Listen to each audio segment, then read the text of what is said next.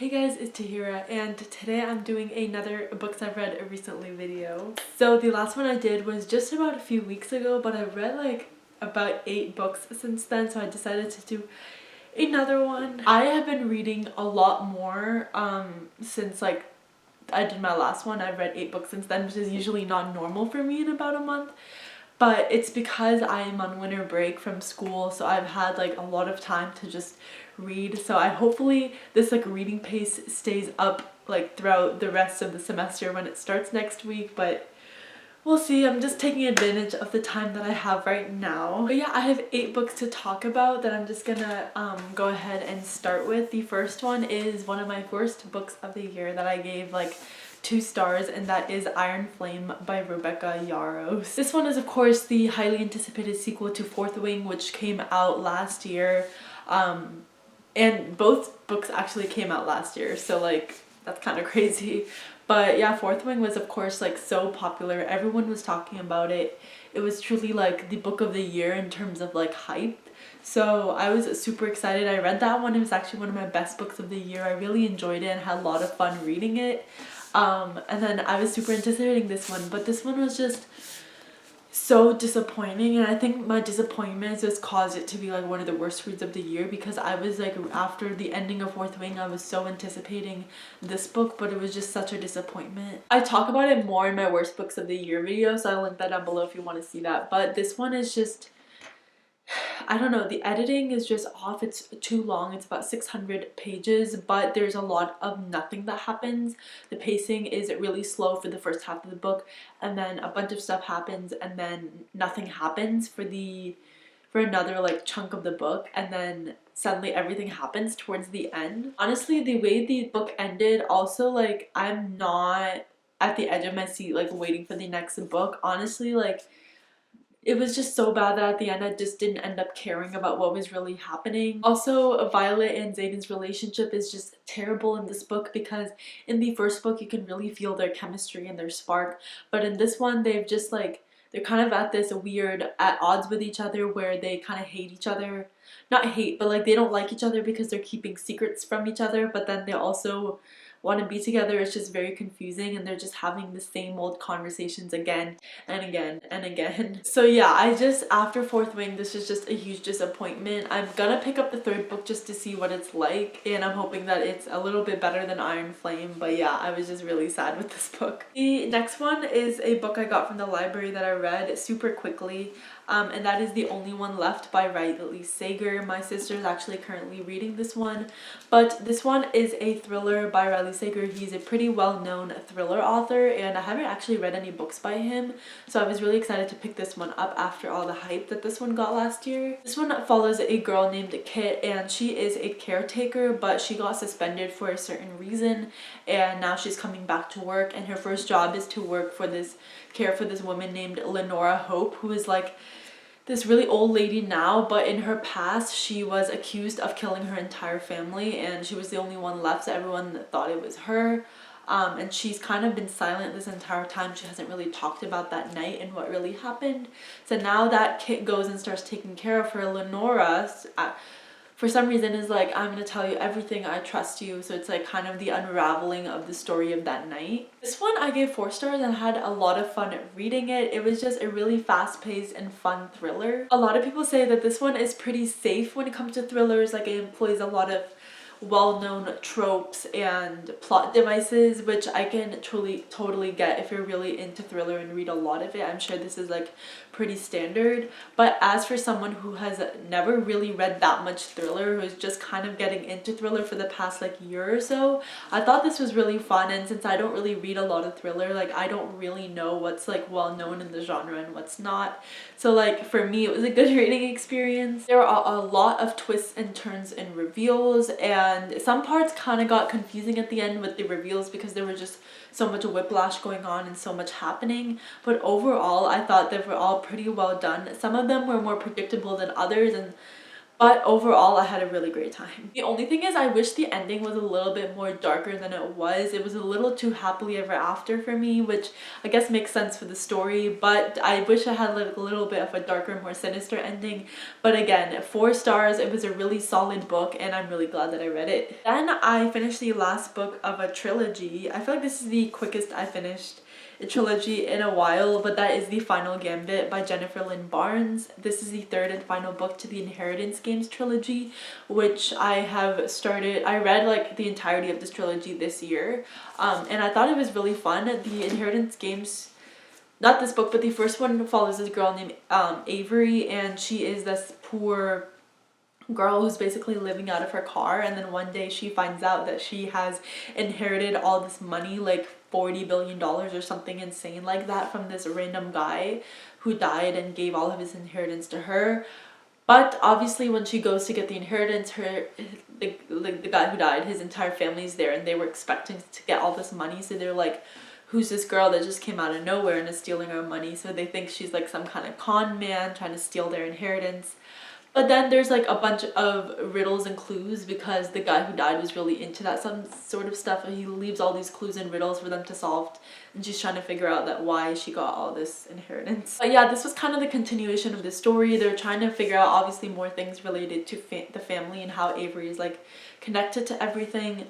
And of course there's a lot of riddles and clues in this one too. This one I gave 3 stars, which is like okay for me. It was like a solid book, not terrible but not great either. This is definitely my least favorite of the 3 books. I don't know, I feel like the riddles and the clues and everything kind of got a little bit tiring after a while, and it kind of felt all like the same.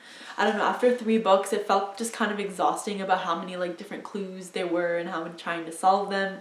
And honestly it feels like it's really exhausting to be Tobias Hawthorne, because he's like the guy who died and he left like this entire plot of everything like connected clues and people, and just it got exhausting after a while, which is my only complaint. But overall it was like a solid book, not the best ending in the world. I thought it was okay, and the ending clearly like sets up for the next like spin-off series that's coming out this year called The Grandest Game, so I don't mind it. I'm probably gonna be picking it up sometime when it comes out, but I thought it was a solid ending. Not great but not terrible either. Then I read another thriller that I've also been hearing a lot about over the past like year/few months, and that is The Housemaid by Frida McFadden. This one is as I said, it's a thriller novel, and it follows this girl. I literally always forget the names of people that I'm reading. This one follows a girl named Millie, and she just got out of jail, and now she's like looking for work, and she finds this like ad of this woman who's looking for like a nanny / caretaker of the house. So she applies for this job and she gets it. But then when she starts working, she starts like weird things start happening where this woman, I guess the woman of the house, Nina, she's like really weird. She leaves like messes intentionally for Millie to clean up. She's really weird about her husband and the way that her husband is interacting with Millie, and just her entire life seems like really weird and strange to Millie. So she's going through and trying to figure out what's really going on. I don't want to say too much about this book because otherwise I feel like I would spoil something accidentally. But this one was honestly like really fun. I gave it 4 stars, and it honestly had me gagged the entire time. I was literally on the edge of my seat wanting to know what was gonna happen next, what was really going on with Nina and Millie and the whole story. So I feel like it's a good sign that I like was so interested in what was gonna happen next. Honestly, the way that the story is like played out, it's not too shocking about like any of the twists. Because like as you're going, the story's kind of unraveling, so it's not too hard to figure out as you're going. So nothing was like too like out of the blue shocking to me, but still, again, with this thriller I had a really great time. I don't really have that much to say about it. It was 4 stars. I feel like that's a pretty solid book for me. But yeah, I really enjoyed this one. After reading these 2 thrillers, this one and the only one left, I feel like I need to pick up more thrillers because I don't know, I just have a lot of fun reading it. They're always super fast paced, and like the reveals and twists are always fun. So maybe this is my year of the thriller. Then I'm switching over to a YA like contemporary / romance, and that is Today, Tonight, Tomorrow by Rachel Lynn Solomon. So this one is about 2 teens, Rowan and Neil, who are both high school seniors, and this book follows them on their last day of their senior year, where basically like their school, they hold this like competition where they have to go around. This book is set in Seattle, so they have to go all around Seattle and then follow like scavenger hunt clues and find out, and then whoever wins gets the most, I guess, and wins, they win like a certain amount of money. So yeah, you have to, it's kind of like Assassin, if you've heard of that, with like a scavenger hunt mix. But yeah, it follows them as they're trying to, all the high school seniors are trying to do this game. And then Rowan and Neil are like academic rivals that they've like always been headbutting each other all throughout high school to be like the best student and be valedictorian during their senior year. So they kind of come together during this game, and they're kind of going through their entire high school life and their relationship over the years, and they're kind of realizing how much that they have in common and how much they missed out on being so like hateful towards each other all these years. This one I gave 3.5, so I thought it was a cute rivals to lovers story. Honestly, I thought Rowan was very unlikable at first. I don't know what, I don't really have a reason. I just thought she was unlikable, and I just didn't really like reading about her. I actually enjoyed reading about the other character a lot more. But overall, it got a little bit better. I thought that their relationship was pretty cute, and I thought that the way they hashed everything out was also cute, and I thought that basically the way that the relationship develops like throughout the book is good, except for the ending, where I thought everything was just too fast. The way that everything ended was that they kind of just talked about their feelings and how they've kind of accepted that they had feelings for each other throughout the book, and then at the end they're suddenly like saying I love you to each other, which I feel like I get you've been secretly liking this person for a long time, but just like outwardly saying like I love you so much, I'm in love with you, like I feel like that's just a little too much for after one day of talking. That's my only gripe with this book, but overall I thought it was a cute and fun story. Then I read another like 3-star contemporary, and that is Love in Other Words by Christina Lauren. So this one follows a girl named Macy, or I guess a woman. She is a doctor, and she's with this man. I forgot the man's name, but she's with this man, she's engaged, she's about to be married, I guess, soon, but then this man named Elliot comes into her life, who she used to be best friends with and used to date back in her childhood, and so obviously when he comes back in her life, it kind of brings up all these feelings that they used to share, and it's told in alternating timelines, so it's split between her childhood and their relationship developing from the very beginning up to the second one is like the modern storyline where he's coming back into her life. This one I gave 3 stars because I enjoyed the past storyline so much more than the present. Honestly, the past storyline was adorable. I really enjoyed the progression of their relationship and the way they met and the way they grew their relationship. It felt very natural to me. But in the present, everything was so weird. I thought the characters were acting so strange towards each other. And her relationship with her current partner is also really strange, and there's a lot of it that I was not understanding how the relationships were working. The way Macy was acting in the present was also kind of cringy, because it's shown that in the past, like while in the past timeline, that she's a little bit jealous. She gets very jealous when other girls were near Elliot, and if he talked about other girls, if a girl was near him and she kind of suspected they were together, she would get very jealous. But then that jealousy kind of carried over a little bit into her adult life with Elliot too, and I felt like the way she was acting was very cringy, because she's a grown adult woman, but she was acting like her past self with all the jealousy, so I thought that was a little strange and awkward. And throughout this book, in the present storyline, there was always hinting of something that was something big that happened. So basically in their past storyline, when they were together, there was like some night where something happened, and then Macy kind of went no contact with Elliot for like 11 years before he came back into her life.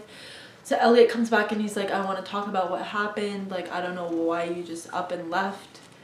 And he's very confused. So this conversation they were going to have about this was being dragged out for so long that they weren't talking about it.